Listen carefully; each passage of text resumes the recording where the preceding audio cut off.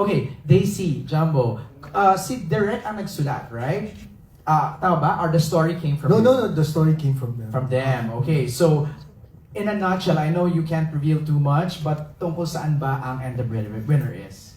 BMJ and everyone, it's a story about a breadwinner and her family. It's an exploration of the joys, struggles, pains, and capacity for love na isang breadwinner. And siguro idadagdag ko din dun, MJ, what makes it so special from all the other things na, kasi kami ni Jumbo, matagal na namin nakaka-work si Meme, first time din namin kay Direk June, pero tuwing nagbe-brainstorm kami, halos lahat ng input, lahat kami, yung input, hindi na siya input, galing na siya sa personal experience, which made us realize na lahat pala ng tao sa kwartong to, breadwinner. So why don't we tell the stories of the very foundation of a family, yung breadwinner. So, tribute namin to sa lahat ng mga naging breadwinners na lumalaban hanggang ngayon. Ayun. Ganda! Yung tribute talaga, tribute to sa lahat ng mga miyembro ng pamilya na nakikipaglaban para sa pamilya nila. Ganda. Ang ganda ng title, Vice, ha? Sa kanya yon. Ay, talaga? Siya nagwagi. Matagal na ano yan. Contest yan. Contest, sige. Ano makukwento mo, Direk? Makakwento ko lang, naniwala ako. Buti ko siyang mabudol. Buti na lang matindi talaga, malakas yung mga boss sa Star Cinema. Oo. Matatag sila eh. Hindi ko sila nabudol, pero slight nabudol ko si Direk June.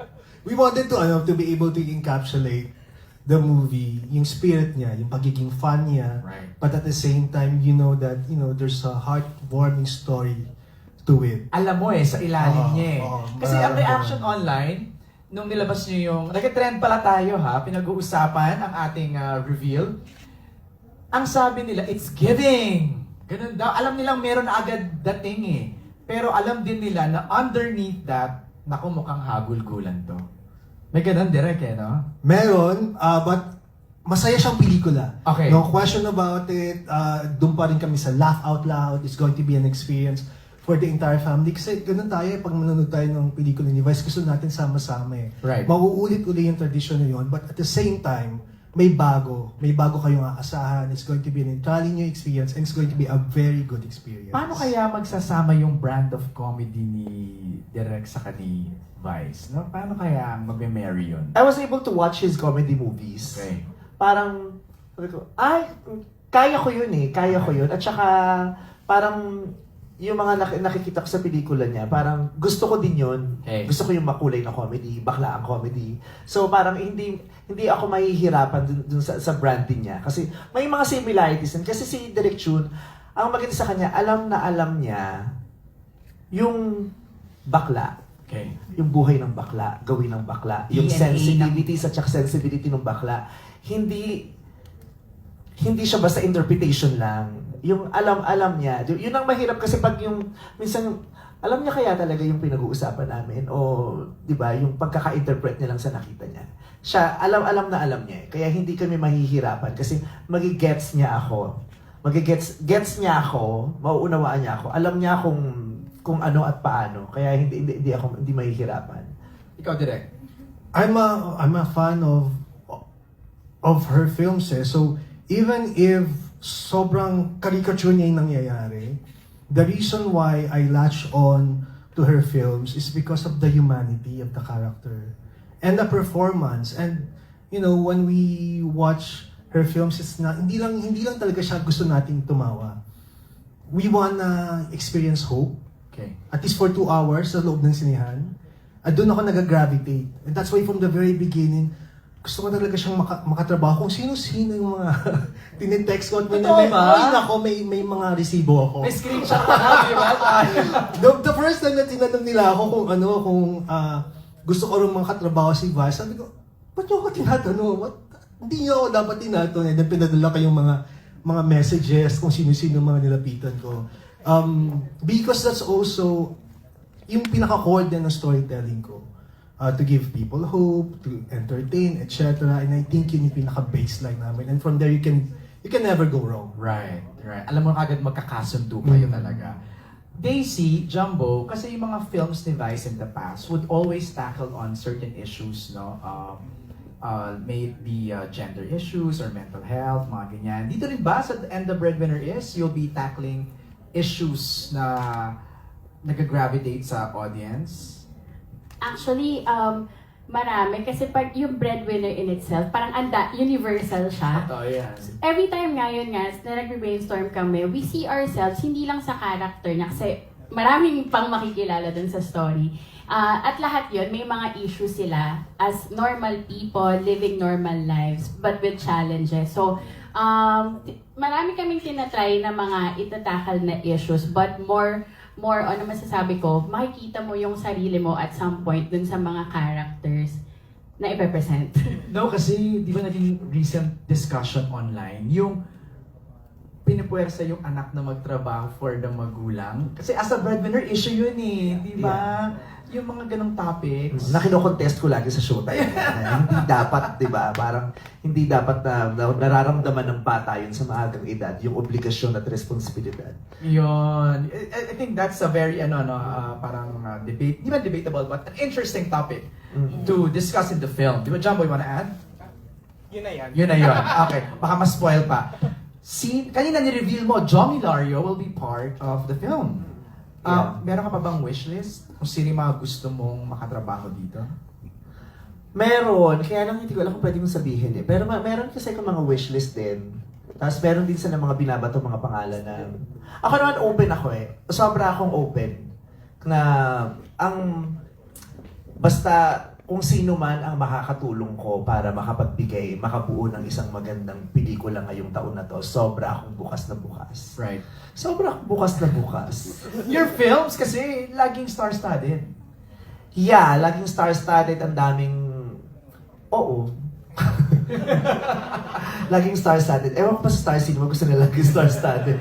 Kaya ako tinatanong kasi baka madulas ka ulit. Oo. Di ba? Pero, hindi naman masyadong madami. Pero mga major characters, mga makukulay na karakter. Okay. Kasi pamilya, we are going to talk about a family. We are going to tell a story of a family. Okay. So syempre mga pamilya, makakita kayo dyan ng nanay, ng anak, ng mga Right. kapatid, Right. ng pamangkin. Right. Ganyan. May isang character kasi talaga dito.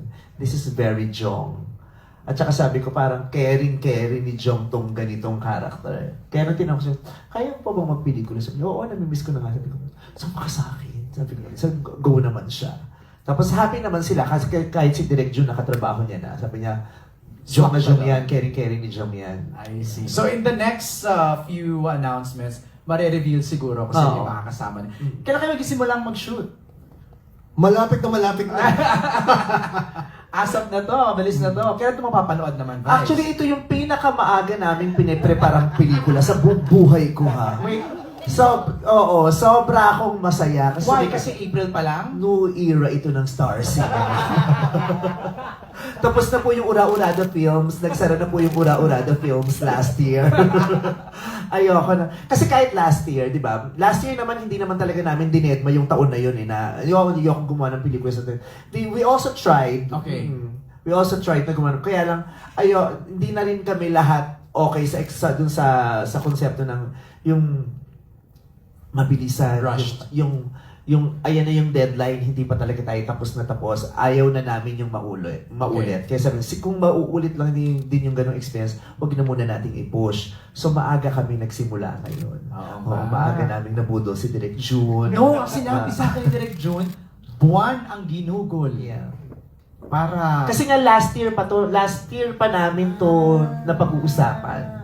Last year pa namin siya napag-uusapan. Tamang hinog lang talaga. Oo, ngayon. pero ayaw namin ipilit. Right. Yun, wag nating ipilit, wag nating madaliin. Kailangan talaga. Ayoko na kasi sa panahon to gusto ko talaga ng magandang project.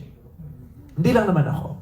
Ang Star Cinema, gustong-gusto din yun na nakakatuwa nga kasi nung sabi ni Sir Chris Gasman. Sabi niya, hindi ka namin pababayaan. Umasa kang hindi ka namin pababayaan. Kasi mahalaga ka sa amin. Mahalaga ka sa Star Cinema. Mahalaga ka sa amin.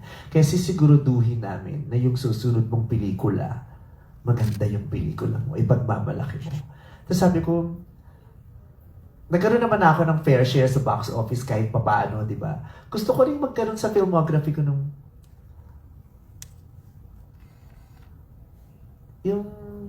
ay nilaban sa International Film Festival, yung mga ganong level of kaya sabi ko, direct pa-experience mo nga ako ng International Film Festival kind of movie. So yung gano'n, parang gano'n. Masaya yung mga pelikula ko, nagtatakal din naman kami ng mga mahahalagang issues, pero hindi ko talaga siya tinatry laliman eh. Hindi ko siya tinatry laliman kasi pag Pasko lalo na, dati puro Pasko pelikula, kasi ayoko silang pag-isipin, gusto ko lang silang patawa, ang dami na nilang iniisip. Tama. Pero yung mga Pilipino ngayon, gusto nilang mag-isip. Gusto nilang maka-realize. Right. O di samahan ko kayong mag-isip. Yeah. Sabay-sabay tayong mag-realize ng mga bagay-bagay. Total, maisip tayo ngayon, di ba? So mag-usap tayo about issues. Now, let's watch a movie full of issues. Yung gano'n. Kasi yung mga pelikula niya, maraming issues talaga. Oo! Ganda nun Mapapaisip ka pag alis mo ng di ba? Ito na yun, and the breadwinner is. Yeah, kaya thank you very much sa Star Yay! Cinema, sa Idea First. Thank you very much kasi gusto ko to, dream ko to. Habang tumatanda ka, di ba, meron ka na rin naman mga kumbaga parang pag, hindi naman, may gusto ka ng mas malalim na nangyayari sa sarili mo. Yung may eternal value. Right. I want a movie. I have been praying for a movie that will have an eternal value. Hindi yung kumita lang siya ng malaking-malaki. Diba? Kasi yung kumikita ng malaking-malaki, just like now, hindi naman na highest grossing movie yung pelikula ko eh. Ang highest grossing na ngayon, yung pelikulang isinulat mo din. Diba? Yung Rewind. Congratulations to you, Daisy. Yeah. Tare, wala sa mga movies ko na box office, ikaw din tumali ng pelikula, ha? Sabi ko, ay, ngayon na ulit.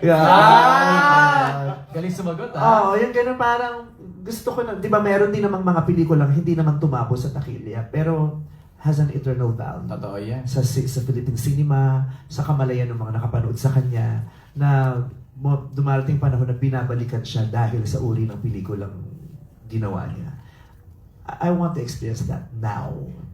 And I will be experiencing that now with Star Cinema and Idea First and with them and Direct June. Alright! Congratulations in advance, Vice, Direct June. Siguro parting words na lang, no? Ano yung may expect natin sa pelikulang to, Jumbo? We start with you. Of course, tatawa tayo ng tatawa, pero sa huli, meron tayong bibigtitin na mensahe at may share natin sa ating pamilya. Yayakapin natin ang ating nanay, ang ating mga kapatid, ang ating mga kuya. Thank you, Jumbo. Daisy? Ako lagi sinasabi to, at sorry kung nanakawin ko sa'yo, ate ko sasabihin mo to, ibang-ibang vice ganda yung mapapanood dito. Ayan na naman, Daisy, totoo ba? Ay, promise, MJ. Nung una pa lang na kinuwento sa amin na ganun yung trajectory, a tear fell na eh. So parang, At ear fell na. Sabi, stress na naman. Here we go again. Direct June? Sobrang akong excited sa lulutuin namin para sa mga manonood, isang putahe na nakasanayan na, masarap na, pero ngayon may bago. May bago silang dapat asahan.